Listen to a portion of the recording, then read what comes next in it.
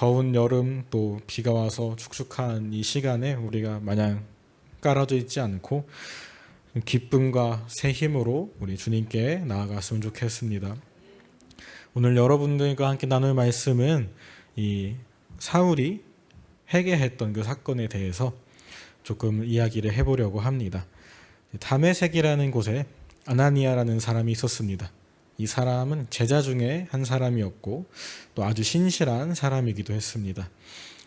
어느 날 그는 하나님의 음성을 듣는데 직가라고 하는 곳으로 가서 어떤 사람에게 안수를 하라는 것이었습니다. 아나니아는 그 이름을 듣고 매우 고민을 했지만 결국 하나님께 순종하여 안수를 하러 떠났습니다. 그렇게 그가 안수하게 된 사람의 이름이 사울이었습니다. 이 사울이라는 사람은 다소라는 곳에서 태어나서 로마의 시민권을 갖고 있었는데요. 아주 열정적으로 하나님을 따르는 사람이었습니다. 이 사람의 열정이 너무 과해가지고 자신이 믿는 하나님을 욕보이고자 하는 그런 신생 무리들을 없애고자 했습니다. 당시 유명했던 집사 스데반을 죽이는 일에 앞장섰고 더 나아가서 아예 그 무리들을 석결하기 위해 공문을 받아내는 것에 성공했습니다. 이 열정적인 사람이 바로 이 아나니아가 안수했던 사울이라는 사람이었습니다. 그런데 사울은 공문을 받아서 다메섹으로 가는 중에 눈이 멀어버리고 맙니다. 그의 눈을 멀게 한 존재가 스스로 말하기를 그가 그토록 죽이려 했던 무리들이 따르던 예수라고 자신을 소개하는 것입니다. 또 그 존재가 시내로 가서 기다리라고 합니다. 그렇게 사울은 시내로 들어가 기도하면서 누군가를 기다립니다. 그렇게 해서 이 두 사람이 만납니다. 아나니아는 자신들을 죽이는 일에 앞장섰던 사울을 만났고 사울은 자신이 그토록 죽이기 원했던 무리 중 한 사람 곧 아나니아를 만났습니다. 이 두 사람이 만난 그 순간에 아나니아가 입을 열어서 사울을 이렇게 부릅니다. 형제 사울아. 아나니아는 그에게 안수를 하여 사울의 눈이 다시 뜨이게 합니다. 눈이 보이게 된 사울은 침례를 받고 다메섹에서 제자들과 며칠을 지내더니 회당으로 가서 예수가 하나님의 아들이심을 전파하기를 시작했습니다. 그렇게 예수님의 제자가 된 사울은 여타 사도들 못지않은 영향력을 기독교 역사에 새기는 인물이 되었습니다. 이 이야기는 교회를 다니는 우리들이라면 누구나 알만한 이야기고 심지어 교회를 다니지 않아도 이미 많이 전해진 이야기입니다. 오늘 제가 이 본문을 주제로 가지고 온 것은 이 이야기를 아나니아를 중심으로 좀 살펴보았으면 좋겠다라는 감동이 있었기 때문입니다. 제가 신학교에 갓 입학했을 때 1학년 1학기에 아주 뜨겁던 시절에 과목을 하나 수강을 했는데요. 그 과목에서 이제 교수님이 과제로 자기 설교집을 리뷰를 해오라는 거예요. 그래가지고 저는 그냥 이제 신학과 1학년 아무것도 모르는 학생이니까 그냥 설교 듣는다 생각하는 마음으로 그 설교집을 이제 리뷰를 했는데 그 설교집이 이제 사도행전 15장까지의 이제 강해를 담고 있는 강해 설교집이었습니다. 그 책을 그냥 이제 천천히 읽어가면서 이제 독후감을 써내려 갔는데 그 내용에서 이제 그 교수님의 설교는 아니고 제가 이제 리뷰로 썼던 내용 중에서 지금까지도 제가 이제 기억나던 본문이 이제 바로 오늘 본문의 말씀입니다. 별로 그렇게 크게 조명되지는 않았었지만 제가 그 본문과 이제 설교를 쭉 읽어가면서 느꼈던 것은 이 아나니아라는 사람이 정말 대단한 사람이겠다라는 생각이었습니다. 저는 이제 아나니아가 사울을 만나면서 형제 사울아라고 부르는 그 모습에 이제 크게 감동을 받았습니다. 자신들을 박해하고 잡아 죽이는 일에 가장 앞에 있던 자를 만나면서 그를 형제라 부르고 안수하는 아나니아의 모습은 저에게 지금도 계속해서 도전이 되고는 합니다. 여기서 함께 자세하게 보기 원하는 것은 아나니아가 하나님의 명령을 들었을 때 그가 어떤 심정이었을까 하는 것입니다. 13절부터 14절에 보면 아나니아가 하나님께 이렇게 말합니다. 주여, 이 사람에 대하여 내가 여러 사람에게 들었는데 그가 예루살렘에서 주의 성도에게 적지 않은 해를 끼쳤습니다. 그리고 여기서도 주의 이름을 부르는 우리들을 결박할 권한을 대제사장들에게 받았습니다. 라고 말합니다. 아나니아는 사울이 어떤 사람인지 너무나 잘 알고 있었습니다. 그리고 내심 그에게 안수하는 일을 꺼려하는 것 같습니다. 당연한 일입니다.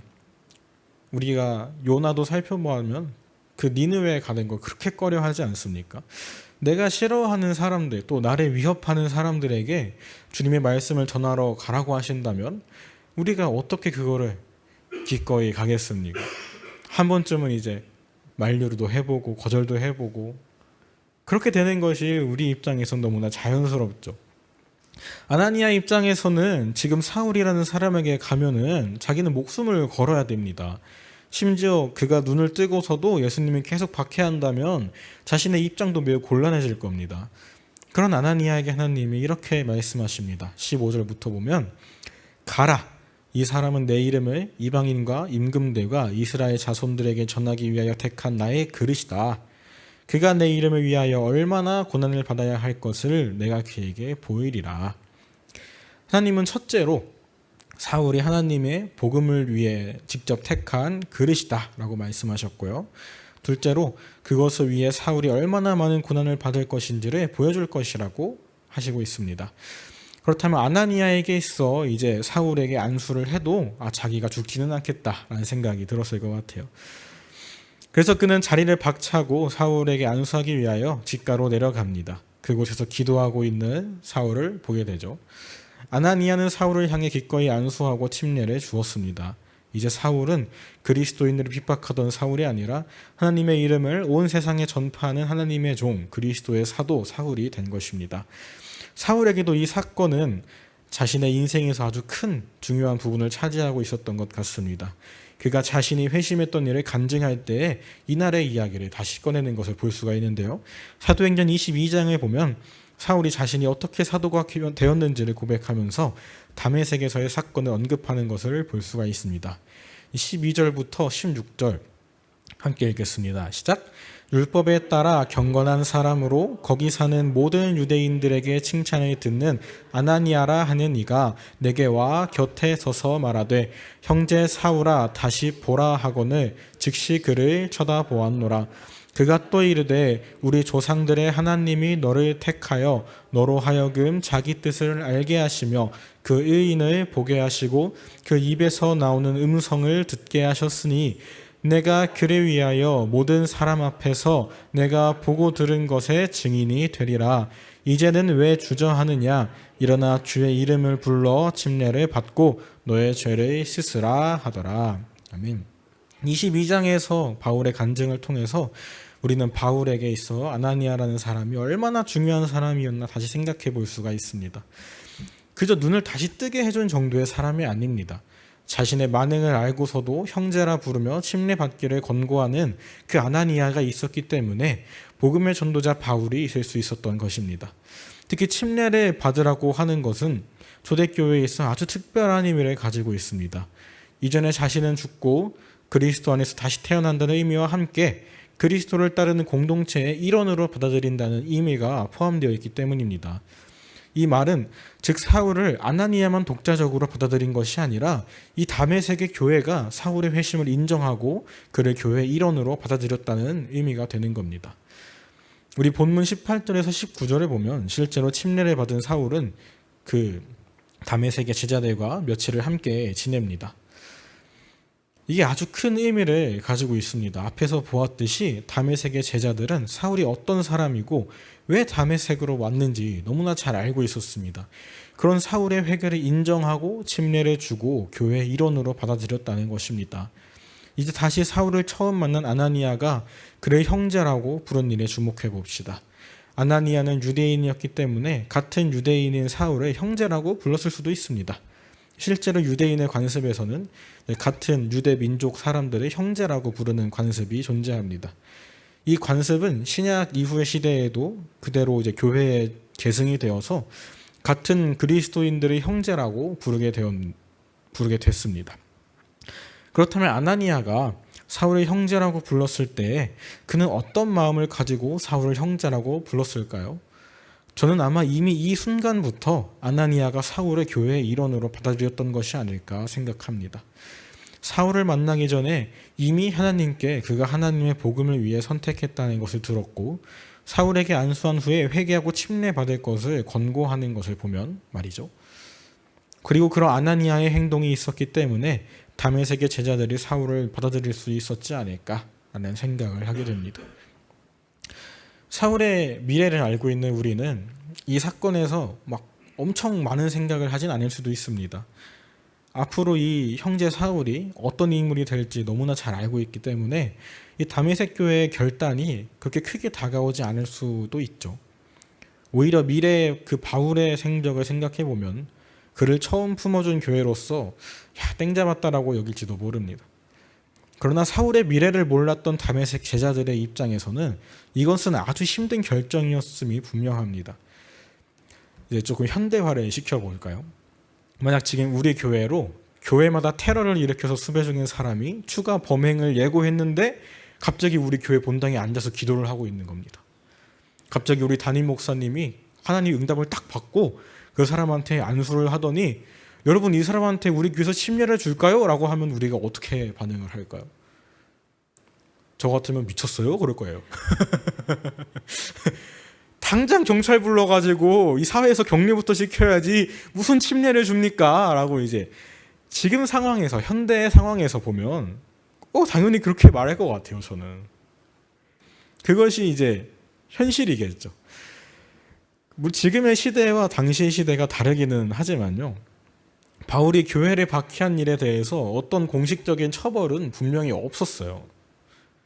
그것에 대해서 지금까지도 이제 바울을 재조명하는 사람들이 존재합니다. 기독교 밖에서 활발하게 이루어지긴 하지만요. 물론 하나님께 개인적으로 눈이 멀게 되는 처벌도 받았었고요. 이후에 많은 박해와 어려움을 당했습니다. 그러나 그것은 이 당시 사람들에게 아직 일어나지 않은 일이었고 현대 기준에서 사실 공적인 처벌도 없이 용서받은 사람이라는 것은 굉장히 치명적인 이미지를 제공을 하게 됩니다. 이런 사람을 용서하고 받아준 다메섹 교회의 제자들이 저는 그렇기 때문에 정말 대단하다고 생각을 합니다. 물론 이런 극단적인 사례가 아니더라도 우리는 종종 누군가를 받아들이는 일에 있어서 갈등을 겪곤 합니다. 아주 사소한 일일수록 우리는 더 그렇기도 하고요. 아주 가까운 관계의 사람들에게 이런 갈등의 상황들이 일어나면 또 그 사람들 받아들이는 게 그렇게 힘듭니다. 친한 사람 둘이 싸웠는데 나보고 누가 잘못했어? 이렇게 물어보든지, 누가 나한테 돈을 빌려갔는데 안 갚는다든지, 그냥 이렇게 화장실에 싹 있었는데 갑자기 누가 들어와가지고 내 얘기를 하고 있다든지, 이런 여러 가지 상황들이 일상에서 일어날 때 그 사람들을 용서하는 것도 너무 힘들고요. 그 사람들을 다시 받아들이는 거는 더 힘들 겁니다. 저도 이제 비슷한 일이 있었는데요. 저희 동기 중에 한 명이 제 뒷담을 하다 걸렸어요. 근데 이제 그 친구가 소문에 의하면은 사명도 없고 그냥 자퇴하고 직업군인 하려고 한다 그런 얘기 들길래 저는 그냥 상종을 안 하고 있었어요. 근데 제가 이제 4학년이 됐는데 이 친구가 복학을 한 거예요. 복학을 하더니 자기가 군대에서 하나님을 만났고 다시 이제 사역자의 길을 걷겠다고 저한테 얘기를 하는 겁니다. 같은 동아리에서 딱 마주치게 된 거예요. 저는 그때 그 친구를 용서하기까지가 한 학기가 더 걸렸습니다. 저랑 그 친구가 단 한마디 말도 섞어본 적 없는데 제 뒷담을 까고 있던 친구예요. 저는 그 친구를 용서하기가 너무 힘들었어요. 그 친구를 용서하고 또 같은 동아리의 일원으로서 또 같은 동역자로서 받아들이기까지가 한 학기가 더 걸렸어요. 이렇게 누군가 용서하는 일, 받아들이는 일은 정말 쉬운 일이 아닙니다. 하지만 우리는 그리스도의 사람들인 것을 기억해야 합니다. 다메섹의 제자들이 사울을 받아들일 수 있었던 이유는 자신들도 용서받은 죄인들이라는 것을 알고 있었기 때문일 것입니다. 아무리 악랄한 범죄자라 한들 하나님 앞에 그 죄의 크기가 얼마나 다르겠습니까? 그들을 용서하신 그리스도의 사랑을 경험한 그들이었기 때문에 사울을 받아들이고 형제라 부를 수 있었을 것입니다. 사울은 그들을 통해 그리스도의 사랑을 더 확실하게 느끼고 경험할 수 있었지 않았을까요? 예수님께서 요한복음에서 이렇게 말씀하십니다. 내가 너희를 사랑한 것 같이 너희도 서로 사랑하라. 아나니아와 다메섹의 제자들은 이를 아주 충실하게 보여주었습니다. 이 제자로서 하나님 예수님의 그 명령을 아주 충실하게 이행하고 그것을 행동으로 보여준 것이죠. 사실 아나니아의 이름을 보면 그 이름의 뜻이 여호와는 은혜로우시다라는 의미입니다. 이것이 하나님께서 사울에게 안수할 사람으로 아나니아를 택하신 이유 중에 하나가 아닐까라는 개인적인 생각을 해봅니다. 하나님께서 보여주신 그 놀라운 은혜, 우리를 용서하시고 자녀 삼으신 그 놀라운 사랑과 은혜가 아나니아를 통해서 사울에게 전달된 것입니다. 오늘날 우리의 모습을 한번 돌아보기 원합니다. 우린 너무나 쉽게 누군가를 원망하고 있지는 않나요? 우리가 너무나 쉽게 사람을 미워하지는 않나요? 그리스도의 사랑은 도저히 용서받지 못할 죄인을 자신의 핏값을 주고 생명으로 바꾸신 형언할 수 없는 사랑입니다. 그 사랑을 우리가 다시 한번 그리고 날마다 묵상하며 떠올리기 원합니다. 우리는 연약하여 누군가를 미워하고 원망하고 질투하고 싫어할 수 있습니다. 그러나 우리의 마음은 그런 연약함을 그리스도께서 몸소 보여주신 사랑의 힘으로 이겨내야 합니다. 사람의 몸과 마음에서 시선을 돌려 그 안에 있는 영혼, 하나님께서 너무나 사랑하시는 그 영혼을 보아야 하고 더 나아가 그 영혼을 사랑하시는 하나님께 시선을 돌려야 합니다. 물론 핍박자 사울이 용서받고 형제가 되어 위대한 사도 바울이 되었듯이 우리가 용서하고 받아들이는 누군가가 하나님께 어떻게 쓰임받을지 아무도 모르겠죠.